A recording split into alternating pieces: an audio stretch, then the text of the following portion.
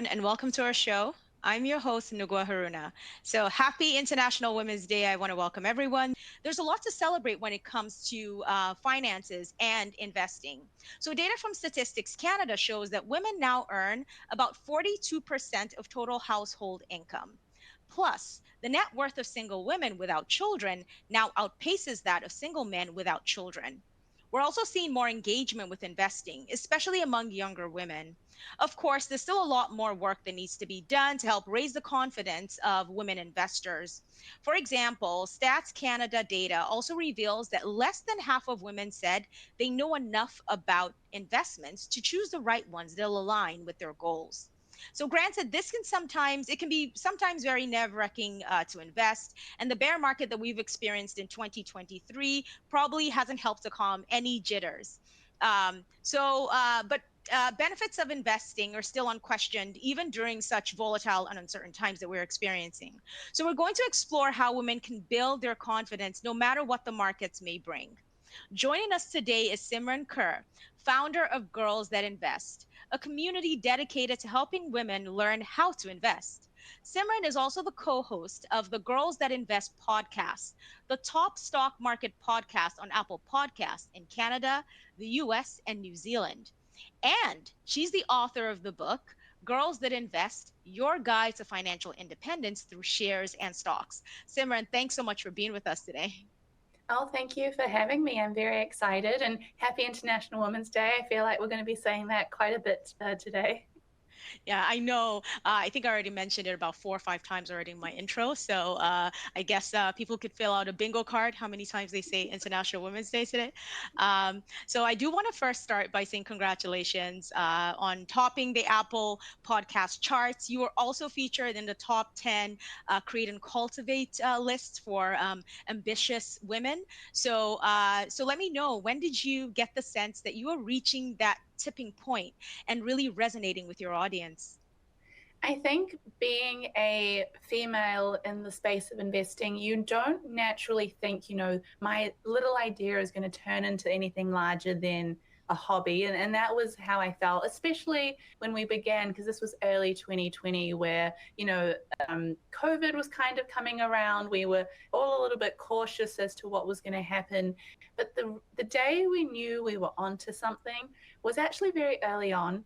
And someone had messaged us, a stranger had messaged us on Instagram and said, "Thank you for not being the generic male voice. Your platform was just the voice I needed to learn about investing." And I thought that really resonated because I think it can seem very daunting trying to get started. There's a wealth of information, you get analysis paralysis, but more importantly, as women, because there's not so much representation available, you don't think investing is something that people like you and me can do, but clearly we can. We're here for this webinar, and so I'm excited to chat about what that looks like. Right. And I love that you mentioned that. And you also have a book, as we mentioned, the Girls That Invest book. So, what made you want to write a book about investing for women? I think when people started asking, cool, like, thanks for the podcast, but I'm more of a person that likes to read. Do you have any recommendations? We would often recommend really fantastic books that are still very great, but they're very overwhelming for some people. You might have heard of The Intelligent Investor. I still think it's a fantastic book, but it's a very intimidating book. It's about this thick, and it was written a long time ago. And we wanted to also incorporate a level of sort of mindset around money before we talked about the investment side, because I don't believe you can be a good investor if you don't address, the long-standing maybe myths that you hold about money or long-standing limitations you might believe. If you think, for example, that money is evil or that you're naturally bad with money, or, I'm a woman, I don't work with numbers that well.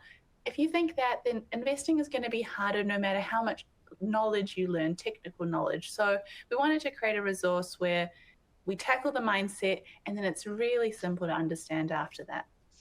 And I love that because the title of the book itself and even the cover of the book is very attractive, I would say. So the idea of that intimidation a lot of people experience when they're looking at financial books or, books on investing, sometimes they can look a little, stark, but Mm-hmm. yours on the outside alone already looks very welcoming, and then people want to dive a little deeper.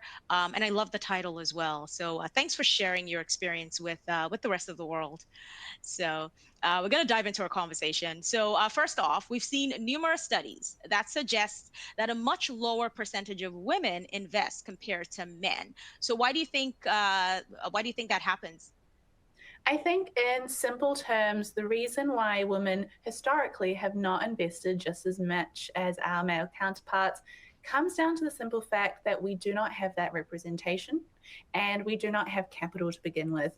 As soon as we start seeing people that look like us investing and we have the financial means to, and what I mean by that is, addressing things like the wage gap, addressing things like lack of financial literacy, we end up being really good investors. And I'm sure we'll get into it. When we start investing, we're fantastic, but there still seems to be this barrier to getting started. And it would be fantastic just to work out what we can do, hopefully by the end of this webinar, to convince you that you're going to be a good investor. And I love that you mentioned that, because there's depend on what society you grow up in. So I grew up in a patriarchal society where, I have conversations with people and you ask, what's going on financially with your home? And this is a home where it's double or dual income. And the spouses, like the female counterparts, know nothing that's going on. And they would say, well, ask my spouse. He would tell you everything. I could tell you what's going on when it comes to the budget of the home, but I couldn't tell you what's going on outside of the home. I can't tell you about our investments, what the returns are, how well, we're set for our children's college fund. So just keeping in mind that women should play a part in those conversations, right? And we will talk a little bit about some of the behavioral blind sides or behavioral biases that women have that discourage them from getting into this conversation. But it is important that women are involved in these conversations. So so I wanted to find out. So speaking of those biases, what are some of those self defeating biases that you yourself personally grew up with and had to overcome? I think the first one was the bias that the world of investing was just so complicated. And I still recall, when I was a child, I really encourage everyone to do this. Ask yourself, what was my first ever memory of money? What was the first ever conversation I had about money? Was it with my parent? Was it with a teacher, with a friend? For me, it was a conversation with my dad. I was about 9 years old, and we sat down, the news came on, and the stocks, tickers, symbols came on with the green, triangles and the red triangles. And I asked my dad, what does that mean? Because I understand the rest of the news. I understand the sports. I understand the day-to-day happenings, but there's always this weird financial segment in the middle of the news and I don't get it. And he tried to explain it to me and it didn't make sense. And instead of thinking, oh, maybe my dad doesn't understand this, let me go find another teacher, let me find a book, let me go to the library, I instead thought, oh, I'm just bad with money. I don't understand this. This is outside of my knowledge. And I felt that way for many years going forward. And it wasn't until I studied finances where I went, wait, this is not that hard. So I really highly, strongly encourage trying to break away from the idea of I'm bad with money and instead thinking or focusing on, let me find a different teacher or a different way of learning if this way isn't making sense. Yeah, I love that. So now you talked about some ways that you were able to break through that bias by, potentially finding a different teacher and doing some more study on your own. But for women in general, what can they do to break themselves from those biases that may be discouraging them from investing? I think step one is understanding that when it comes to investing, there's only so many steps you need to know before you begin. One of the common questions that we get in our community is, I feel like there's more I need to know about investing. They'll read the book or they'll listen to the podcast or they'll attend some webinars and events.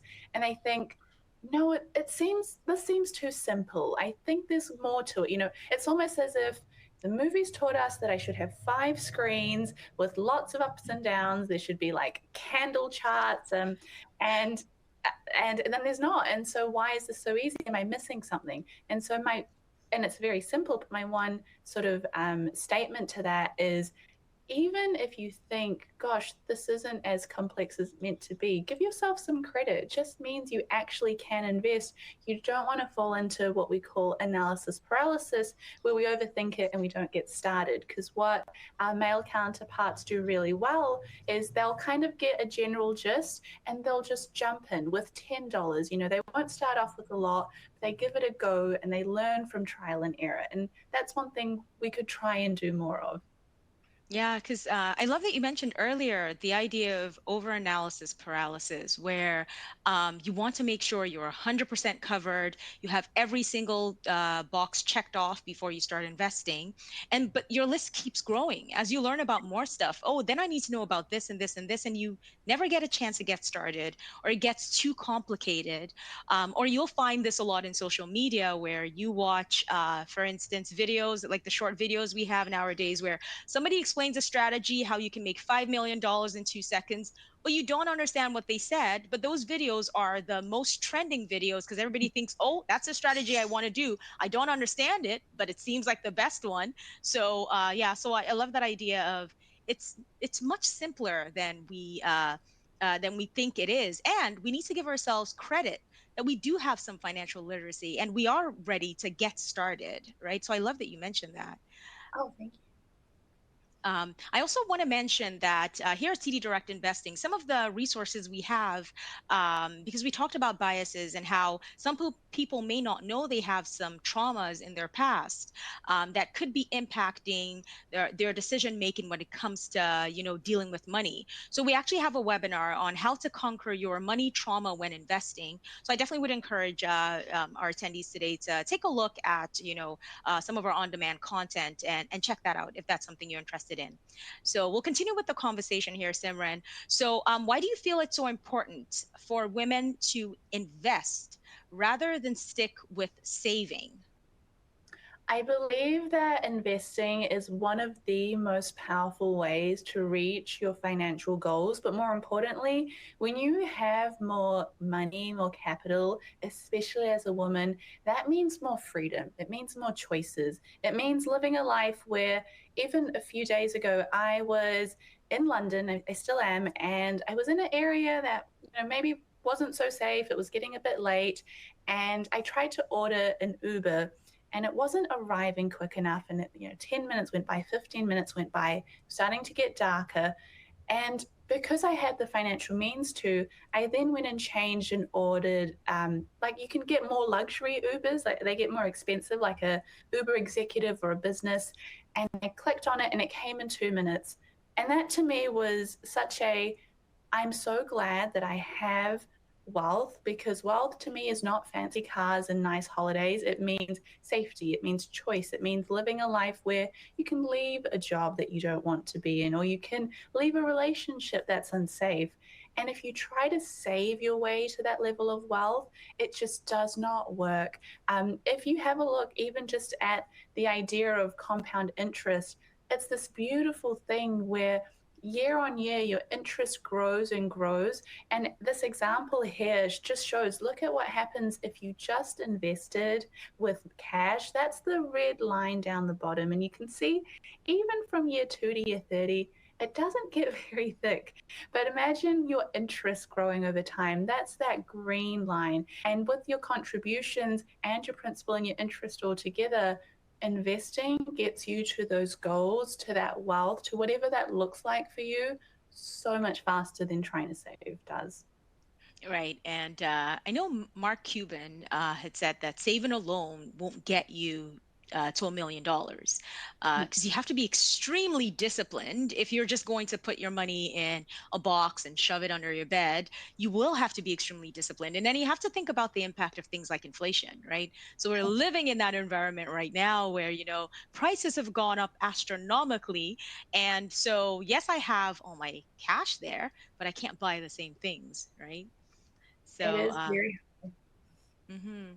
So I have a question here from Jane, and I'm going to take this question. So Jane is asking, I get that investing is important, but it always feels like there's some immediate purchase I need to save for that gets in the way.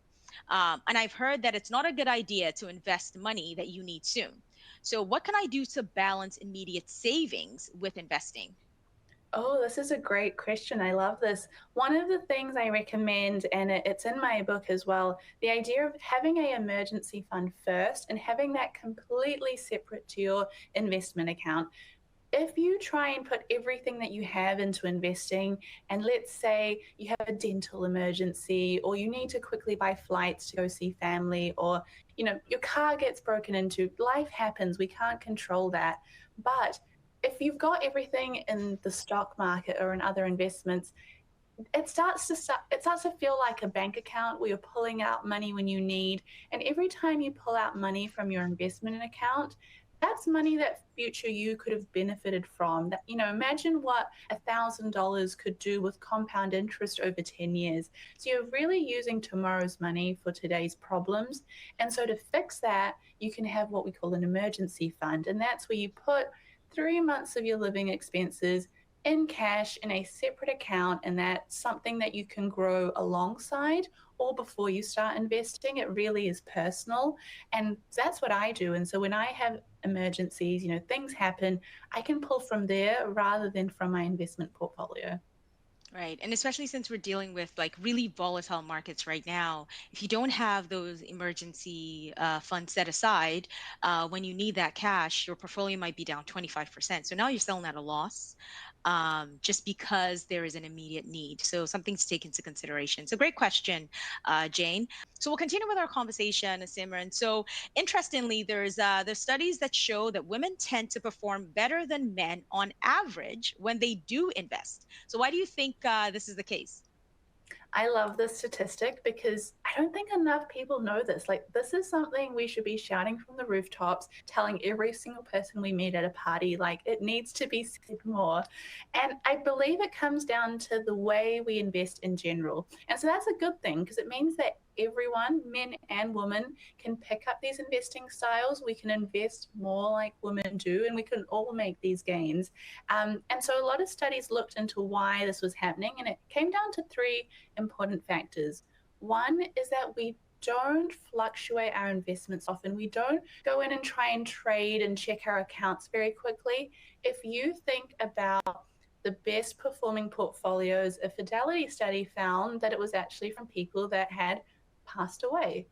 And as crude as that sounds, it's because when you aren't checking your portfolio and you're not changing things around, the news has said this, you're not quickly trying to jump into the next hot stock, then you end up doing better by sticking to a strategy. The second thing that we do well is we invest with a goal in mind. We have goal orientated investment strategies. So rather than thinking, I'm going to find the quickest way to make money, we think, I'm trying to invest for X goal. It's going to take me this amount of time. I'm going to put in this amount of money every month. And when you have a goal in mind, you're more likely to stick it out because you're not trying to go, it's just money that I might use one day. You've got a vision with it. You can imagine a house with that money, or you can imagine your child's college fund with that money. And the third reason why I think we are such good investors is that we end up trying to understand things before we jump in. Again, that can sometimes be our own kryptonite because it can lead to analysis paralysis. But finding a balance between, attending a workshop like this or a webinar, reading a book, those are great things. And by completely understanding that, you end up understanding the research and being more aware to what works and what doesn't. And so you learn from others' mistakes rather than, making the mistakes yourself, and almost getting a bit of a head start with your financial knowledge. So I love everything you just talked about. So you highlighted in there, when you talked about the portfolios that have done well, you just highlighted the dangers of market timing, right? There's this saying where there's time in the markets versus time in the market. So these portfolios have just ridden, the highs and the lows of the markets, as you mentioned, and they tended to be the best performing. You also mentioned the importance of having an investment plan, right? So something that you've built a robust investment plan that, regardless of what's going on in the markets, in the economy, you have a plan of where you plan to end up going, and so you stick to that plan. And then you also mentioned the power of not following the crowd, right? So if everybody's Mhm. talking about this stock, doesn't mean I'm necessarily going to jump into it. And you talked about some of these studies. There's actually a study done by TD Wealth. It's a behavioral finance industry report, and it talked about that difference in terms of men and women. So on a level of conscientiousness, I struggle with that word a lot, so I hope I pronounced it right, where they measured how in the moment men and women are versus how self disciplined they are. They Mhm. found that women were 46% out of the sample that they took. 46% of women were more self disciplined compared to 39% of men. And when it came to being in the moment, it was just 18% of the women analyzed, whereas it was 25% of men. So when you tie that back to the idea of investing, where so a lot less women would be in the moment and make on the spot investment decision as opposed to men, where it was more a quarter of them would do that. And then in terms of self discipline, women were more likely to stick to those investment plans because they had them as compared to the men that they analyzed. So just really great things for us to ponder on as we have this conversation today, to show the strengths when it comes to when women do when women do start investing, some of the strengths that we can apply as we start to build our portfolios. So I have a great question here. So I'm just going to address that question. And this question is from Stephanie. So Stephanie says, how do I know if I'm saving and investing enough money? Oh, well, this is a great question. This was something I wondered myself when I began my journey, and I believe in reverse engineering. Some people will say, save 30% of your income, make sure 30% of what you make goes towards future you. And while that is, a good way of looking at it, right now with cost of living being so high, especially in Canada, you're going to really struggle being able to save and invest 30% unless, you come from a place where you have an extremely high income in this moment in time. So I find that to be not as useful anymore. And I like to sort of reverse engineer and think of your goals. Say you're wanting to focus on a goal, and your goal is, I would like to retire by 50 rather than 65. I'd like to retire early. Then you can work out, well, how much money would I need for that? And there's these great online calculators that I highly recommend. You can just search up investment calculator. I'm sure they'll be available in your resources as well. And you can put in what your goal is, and then roughly what you expect your returns to look like. And that will tell you exactly how much monthly you should be putting in an investment account.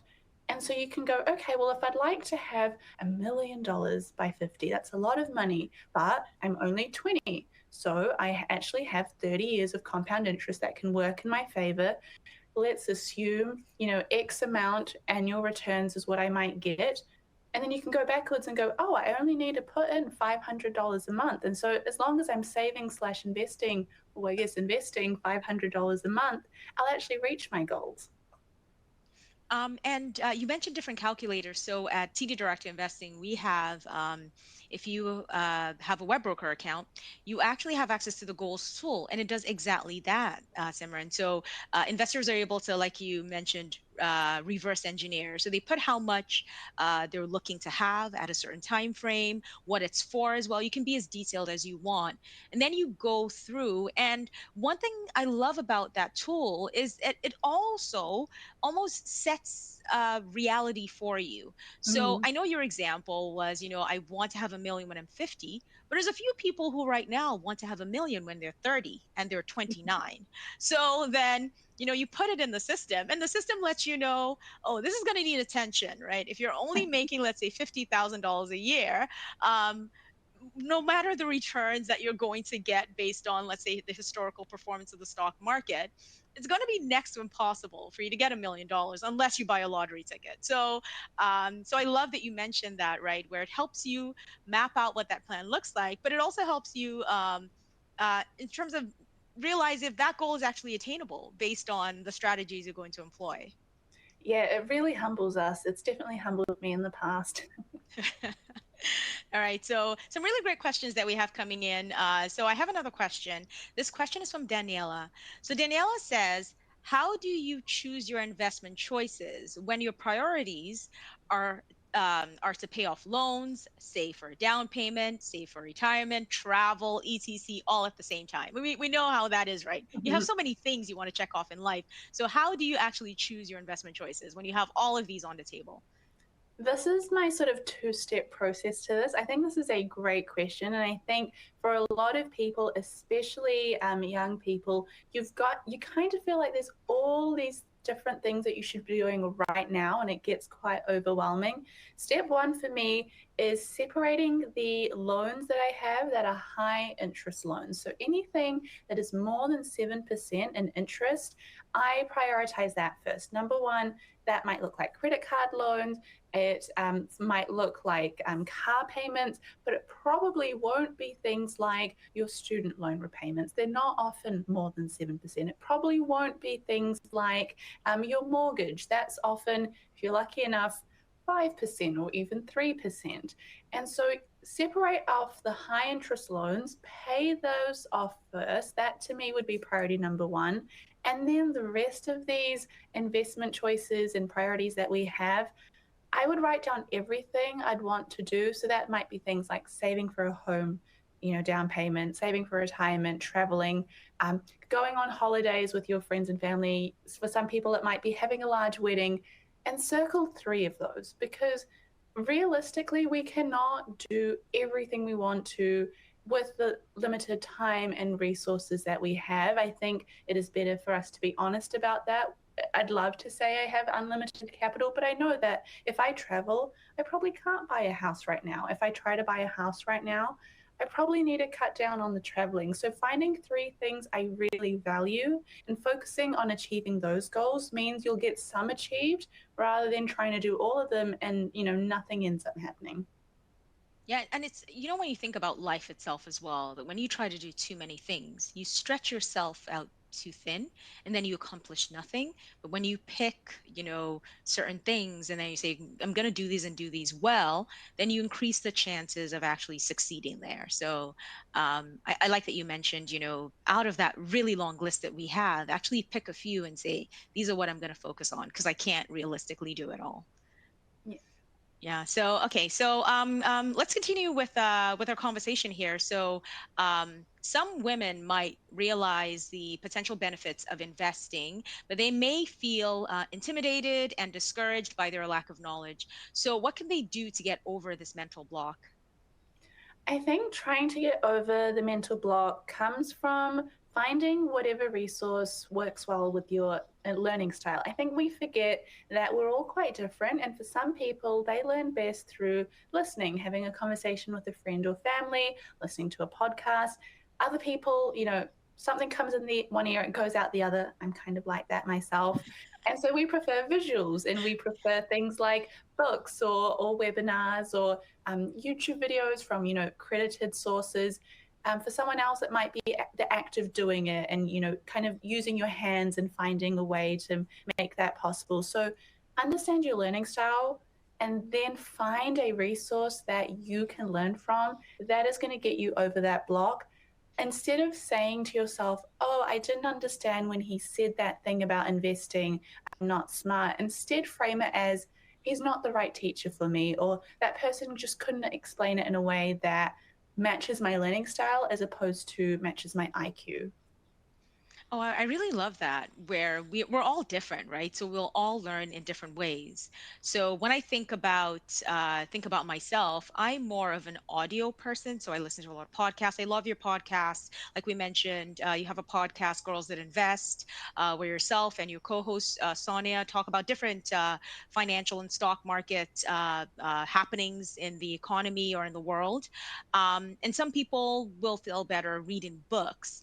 And I will mention that at TD Direct Investing, we have a number of resources available for the different kinds of investors, right? So we have master classes, which are live interactive sessions that investors can hop in, ask questions, interact with the instructor. We have webinars such as this that we do live and then actually become on demand content. So people who want to, watch, pause, they can only take in so much.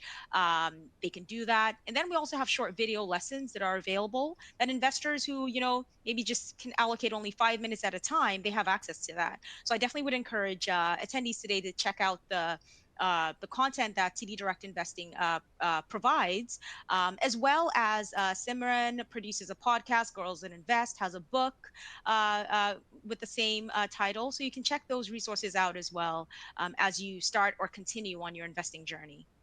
So you had mentioned earlier how a lot of education, investment education is not targeted at women. So what are some ways women can help themselves better relate to investing education? I think one of the ways that we can better relate to investing education is to find resources that represent us. I think it is so powerful and important to see yourself in positions that you want to achieve. Even if you think about it in the workplace, like if you work for a company and every single person there is of a certain gender and a certain ethnicity, it is very hard to imagine yourself being the next CEO of that company. And so it is the exact same with our investment education. If we cannot see people that are investors from our backgrounds, how on earth are we going to imagine being the first? Sometimes that might look like you being the first in your family to invest outside of a retirement account.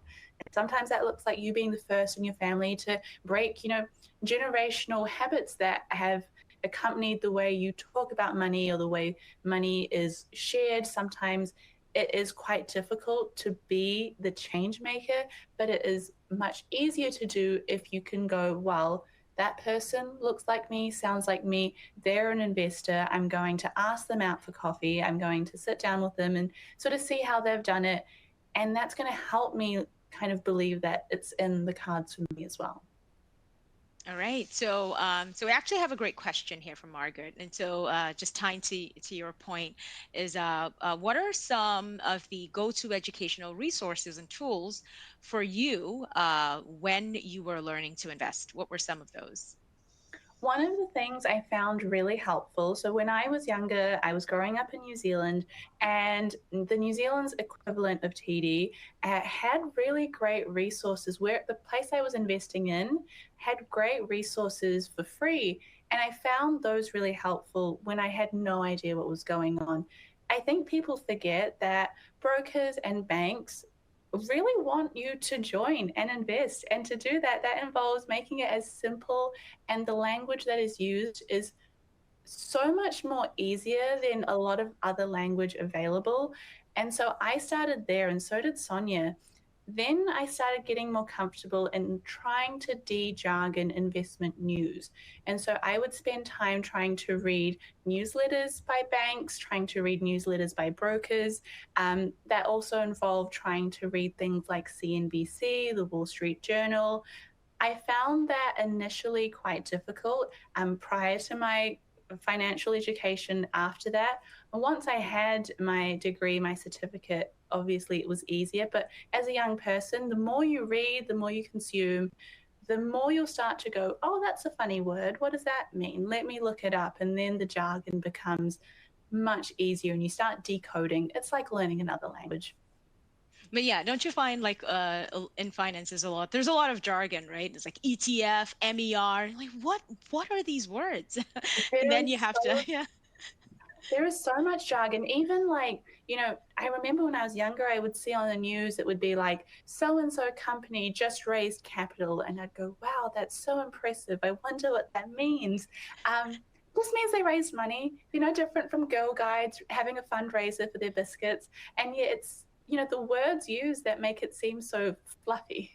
Yes, yes. So I love that you talked about that, like removing that idea of intimidation, because these words actually don't are not as complex as they seem, right, when you first hear them on the news. All right. So Simran, the cost of living has become very expensive, and some women might feel like it's impossible to get ahead financially, so they don't even bother trying to invest for the future. How do you think they can overcome this feeling?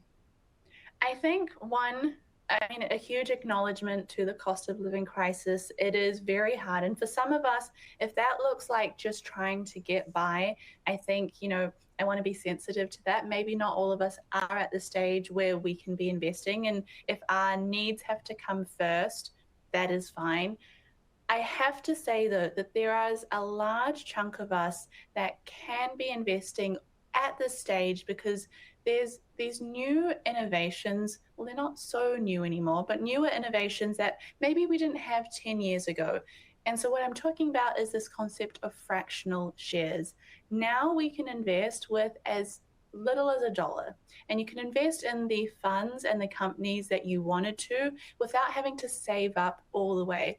Let's say you want to invest in company A and you think they're fantastic, but to buy one share of company A is 1,000, Canadian dollars. That is a lot of money. And for the everyday person, especially right now, it's almost impossible. But through fractional shares, you can put $1 in and you have a 0.0001% of that company, but you own a percentage. You own a little chunk of company A. And as company A over time does well, your dollar will go up and down with the company. If it goes up 10%, your dollar goes up 10%. If it goes down 5%, your dollar goes down 5%. But the beauty and the importance of it is if you even have a spare $5 every single week, that can be put away and invested monthly, and that can grow over time because the beauty of investing is that compound interest is what makes it really powerful. So being in the age that you are now, investing a little bit is actually going to make more money for you than investing, when you're 50 for that money you need when you're 60. Right. And you've talked about many important things there. You've talked about the power of compound interest, which is, I think some people call it the eighth wonder of the world, just because Yes. of how powerful it is over time, as we can see on the graphic on screen there. And then also, we talked about the ability now, the ease of entry when it comes to investing, right? Originally, like you mentioned, you needed a certain amount of money to get started, but now you can buy things like, exchange traded funds, right? Even with the fractional shares, you can get exchange traded funds, which give you that instant diversification. So, an opportunity then to kind of spread your risk within when you've invested such a small amount. You have things like the monthly contribution plan you can set up, or systematic investment purchase, where you're automatically investing over time. It's automated for you. So it's almost like a set and forget. I mean, you want to be evaluating your portfolio over time, but then it's automatically doing that for you.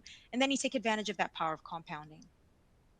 It is fantastic what you can do, but it's so scary that it's not knowledge that's widely available. And imagine, you know, we have a lot of people that come into our community who will say, I'm so upset. I'm learning this at like 50, or I'm learning this at 40. Is it too late for me? And no, it is obviously not too late for anyone to begin.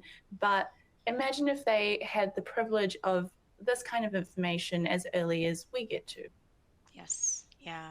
And I know I talked about the social media videos that are all talk about the very complex strategies, but there's also some great ones out there that are short, simple, get people thinking about investing at a younger age. So we're seeing a lot younger people now get interested in the idea of investing, and hopefully, as people participate in sessions like this, they gain more knowledge and they reevaluate their portfolio as they're building it over time.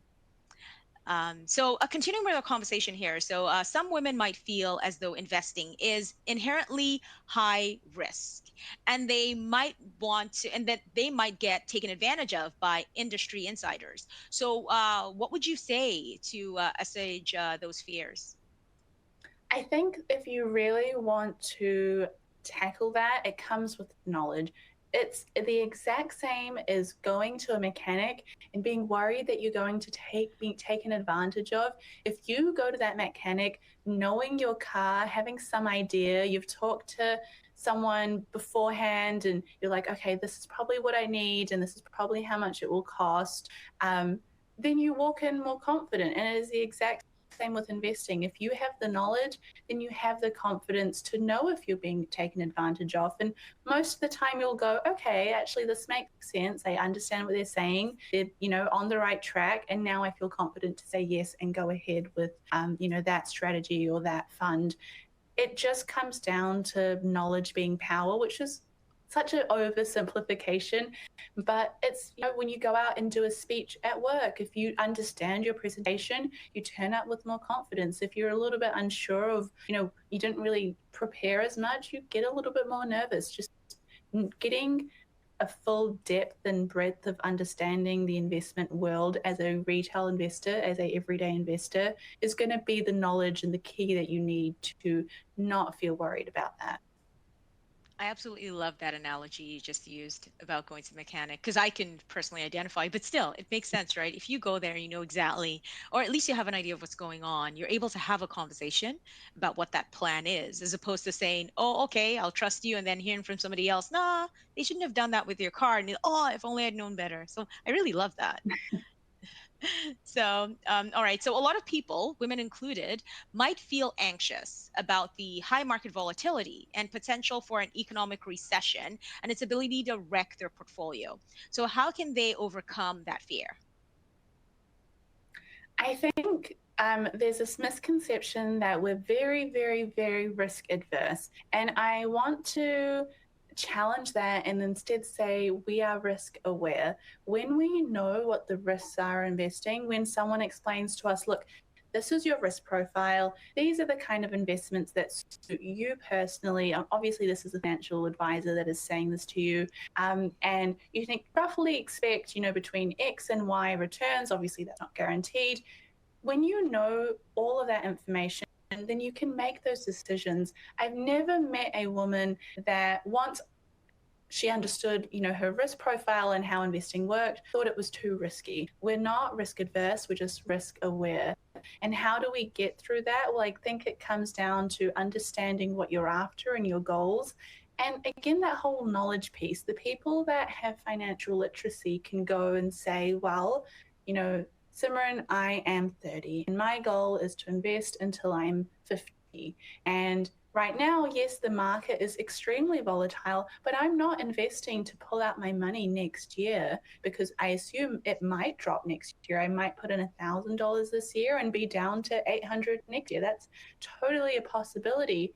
But I'm putting in 1,000 today because I need that money in 30 years' time or in 20 years' time. And so when you're investing for the long term, which is, the more slow and steady approach, then market volatility isn't really a big concern. That's just a normal part of the investing cycle, in the exact same way that property owners don't worry that much about property cycles because, yes, it comes up, it goes down, but it kind of goes in waves. And it's just, part of the risk that you have to accept when you invest. And saying that, you can also manage your risk. You don't have to jump into individual companies and growth stocks and see big highs and lows. You can have smaller levels of risk by investing in investments that have lower risk for lower returns, like bonds. So it's a win-win either way. Right. Yes. And so you mentioned again that the dangers of trying to time the markets, right? But there's also something important that investors should know. It's your investment plan. So it's flexible, right? So I may have an investment plan and my priorities in life may change. So I can always go back and, mix things up in my portfolio. Or I may have been holding certain securities I believed in, I no longer do. Well, it's your portfolio, right? So you have the power to go back in there and make those changes, as long as you're making those with conviction and based on your knowledge and research. And once again, like you mentioned, there's different levels of risk when it comes to investments. And so once you are aware and you know what your risk tolerance is, you'd be more comfortable now when you make those purchases and you're going through volatile markets. So very great points that you made there. So let's say there's a new investor and she conquers her doubts and she starts investing. What are some ongoing investing habits that can help her stay on track no matter what the market may bring? I would say number one is watch out for FOMO investing, fear of missing out investing. More now so than ever. I don't think, 10 years ago, investors had to worry about seeing a stock on TikTok or Instagram and going, oh, is this something I should be jumping in? There was no Wall Street bets back then. But now we have the great internet, which, has so many fantastic things. But one of the downsides is seeing and hearing everyone around you having their opinions on what's going to do well next, what you should buy. And you can really find yourself in an echo chamber where you're almost convincing yourself this is going to be the next big company, this is going to be the next Apple, for example.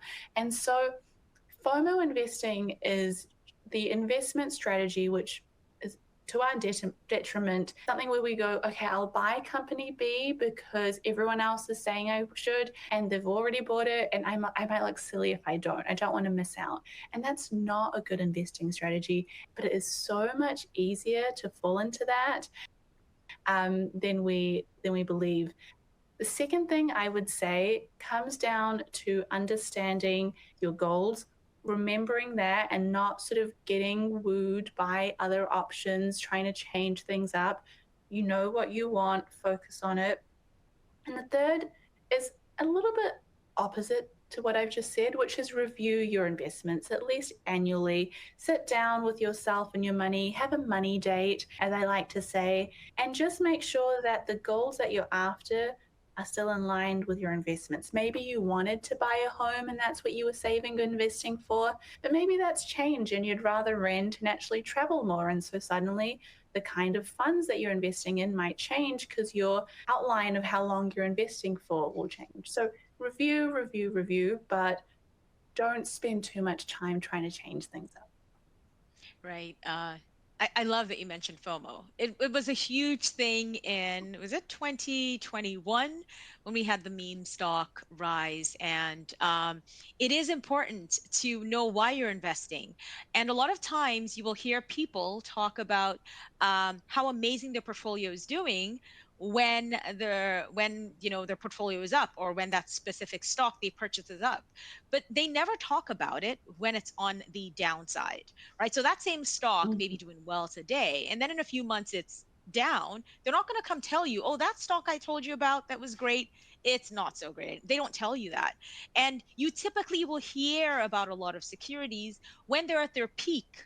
And then everybody starts to rush in, it's peaked, and then it could potentially start dropping. So, do you know your plan? Do you have a plan? How does that specific security fit with your overall investment strategy? So I think that's a really good point to point out. That fear of missing out, it's real, and it does impact a lot of people.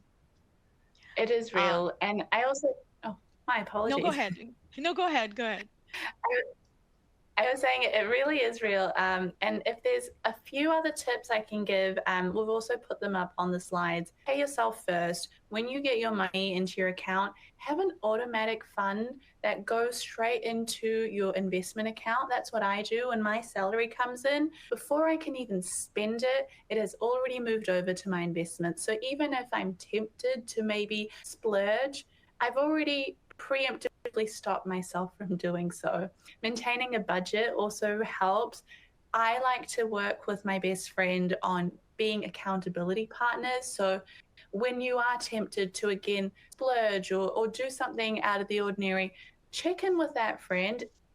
If you're about to spend more than $1,000, I'll sometimes check in with her and go, I'm going to do this. Is this crazy? And most of the time she doesn't stop me, but it's nice to have someone that you can check in with yourself and vice versa.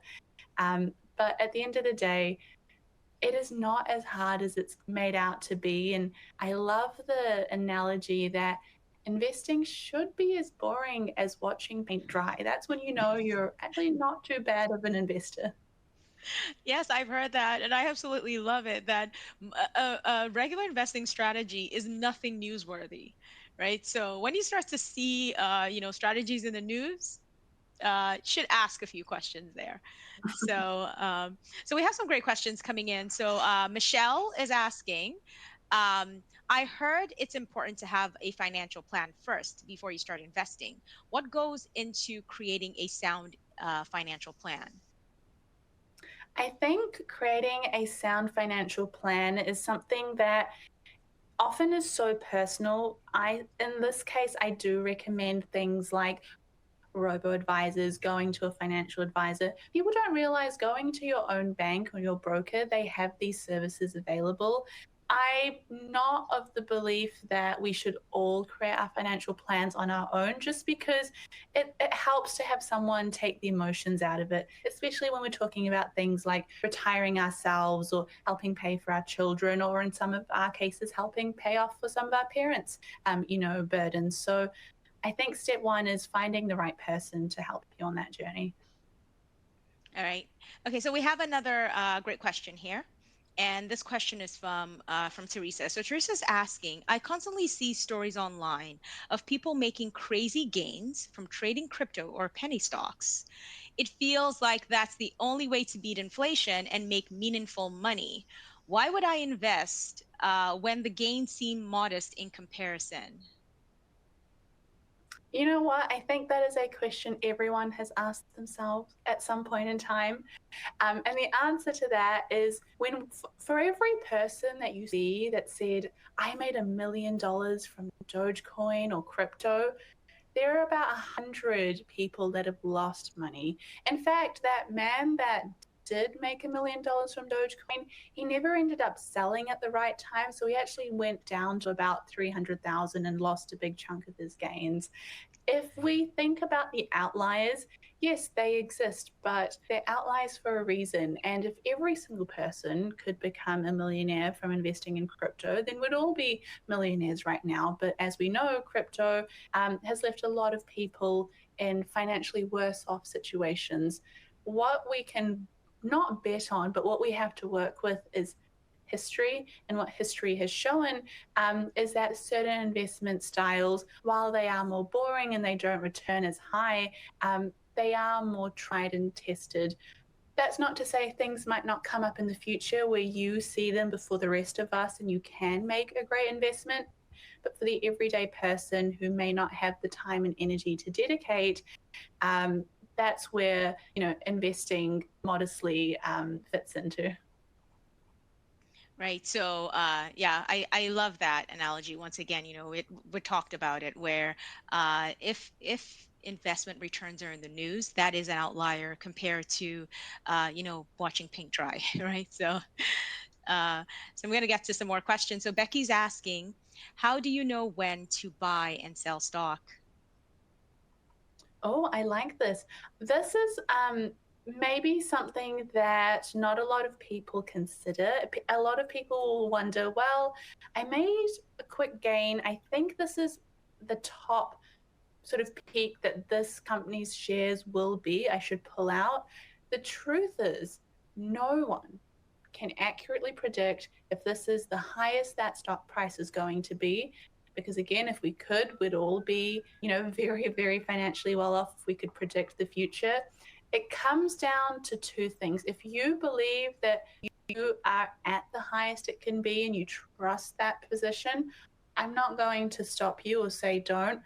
I personally don't sell my shares until I reach the goal. So I'm more goal focused. If a company does well or a fund does well, I leave that in there until that goal is achieved. I sell most of my shares when I've got that goal and I'm looking to transfer my money into, the home deposit that I've made or the retirement fund or the retirement cash that I'm about to use.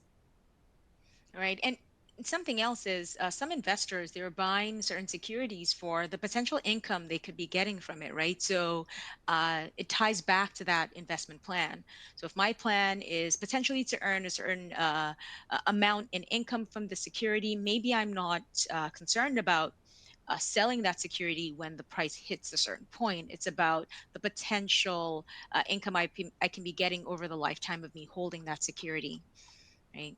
So I have another question from Roberta. Roberta is asking, what are some of the common habits you've observed in financially successful women? Oh, this is, I think, the best question I've ever been asked. This is a great question.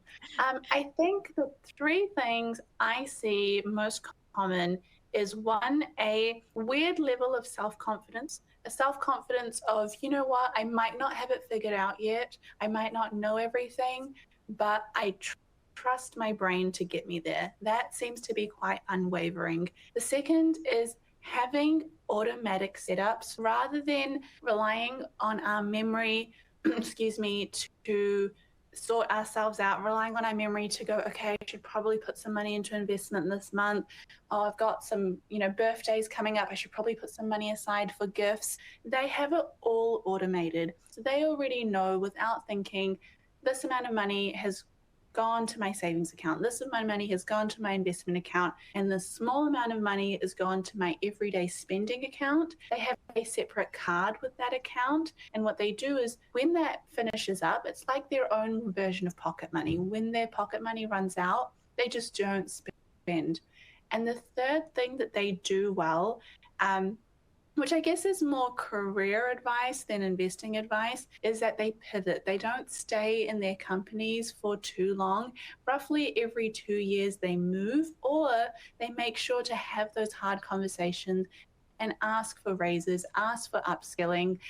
One of my best friends, when she was a junior, walked into her CEO's office, sat down, and said, I hope you don't mind, but I've got some feedback for what you can do to improve, XYZ processes. And I thought that was so brave. I personally don't know if I could have ever done that, but it made her the youngest leader in her company.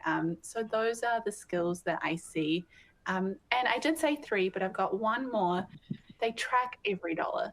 They know exactly where their money goes. They don't just know how much they earn, which I think most of us, naturally figure out. But if you ask them how much do you spend a month, they could actually give you that dollar figure. And the nice thing about a lot of what you talked about is a lot of that can be automated. I mean, besides walking into the CEO's office now, but a lot of that can be automated, right? So I can automate my deposits into different accounts. You had mentioned something important earlier about how, before you see that amount, when your salary comes in, a certain portion is already taken out. Tracking every dollar, you can automate that information as well and have an automatic budget. And so that it's not, once again, that intimidating to people to feel like, oh my goodness, I don't have the time or the organizational skills to do this, but you actually have tools that can do that for you. So really great feedback there. So we have time for one last question, and this question is coming from Christine. And so Christine is saying, when did you really start to feel confident in your investing abilities? Because we want to end this session on you, Simran. It's been a really great conversation. So let us know, when did you really start to feel confident about your investing abilities? I think I started to feel confident about my investing abilities when I felt that what I was doing was aligning with what I was hearing. So that to me looked like, obviously I had studied, I had the theoretical knowledge, I started investing. And then when I ventured out and started to chat with people in the industry, that might look like listening to podcasts, that might look like, again, reading books. When I started reading these things, eventually I hit a point where I almost felt like I wasn't learning new things anymore.